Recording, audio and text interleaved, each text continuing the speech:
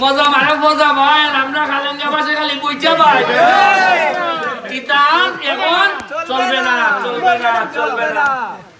আপনি জানেন মাত্র 6 মাস হয়েছে ব্রিজ বানাইছি 38টা 3 কোটি টাকার রাস্তা বানাইছি জিগাই দেখবেন আপনারা আর ইয়ালাইতে 30 বছর ধরে চুরি হইয়া টাকা খাইছো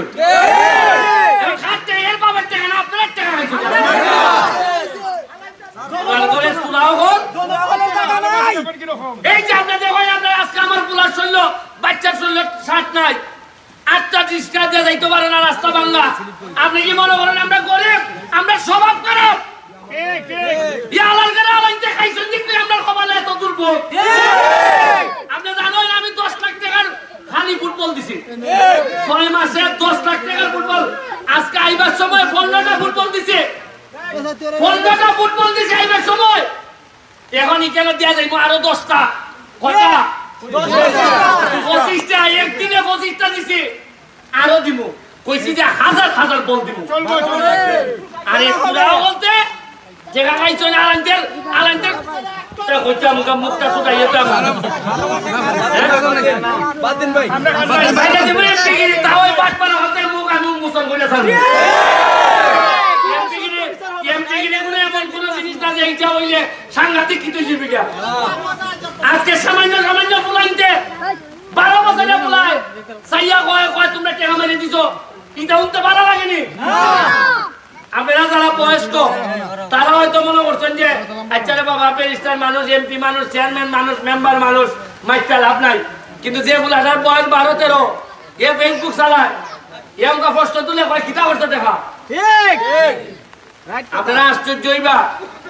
যে আমি খালি এমপি কইছিলাম কয় টাকা ভাই বরাদ্দ ভাই এটা আমি আমার এলাকার সব মানুষের জানাই দিছি সারা বাংলাদেশে জানাই দিছিলাম যে আমরা কয় টাকা বরাদ্দ পাই কি দুর্ভাগ্য আমার সংসদ ভবনে পর্যন্ত আরেক এলাকার এমপি বিচার দেয় হয় আমি খেরে মানুষের জানাই দিই খাইতো বুঝা যায় এবার খাইছা ওই আমি যে কইছি ফাললে আমার এই কেন খিলাইলাই হয় এ ভাতলা পোলা এ খেরেইতা কইলাই এ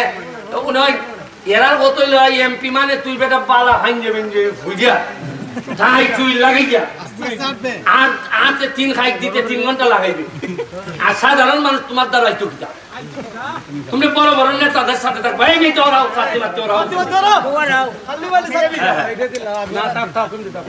এটা ওরাও কিন্তু আমরা ঠিক আছে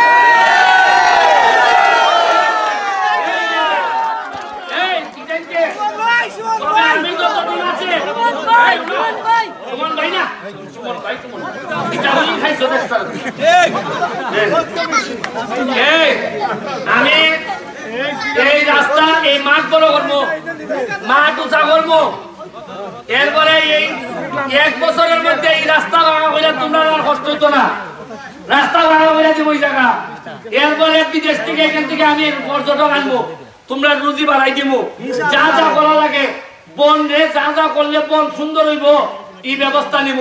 সবাই মিলে একটা সোনার বাংলাদেশ বানাইবো আমি কথা দিয়ে যাইতেছি খালি ইমানদারিটা ঠিক রাখো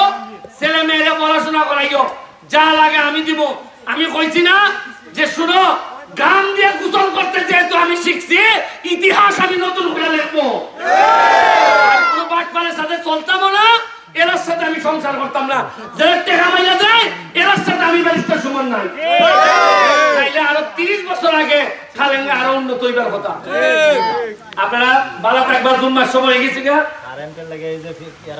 কারেন্টের লেগে আলাপ হইতেছে বনের সাথে আলাপ করিয়া এটা তো বনের অনুমতি নিয়ে দেওয়ার লাগে বন তো আলাদা একটা সংস্থা এর সাথে আলাপ করিয়া আমরা পল্লী বিদ্যুতের সাথে আলাপ করিয়া যেভাবে আইন মান্যা করণ যায় আমি সর্বোচ্চ চেষ্টা করব তবে আরেকটা কথা লাস্ট কথা শেষ করি আপনাদের এই ঋণ আমি কোনোদিন পরিশোধ করতে পারবো না যে সম্মান আমারে দিবেন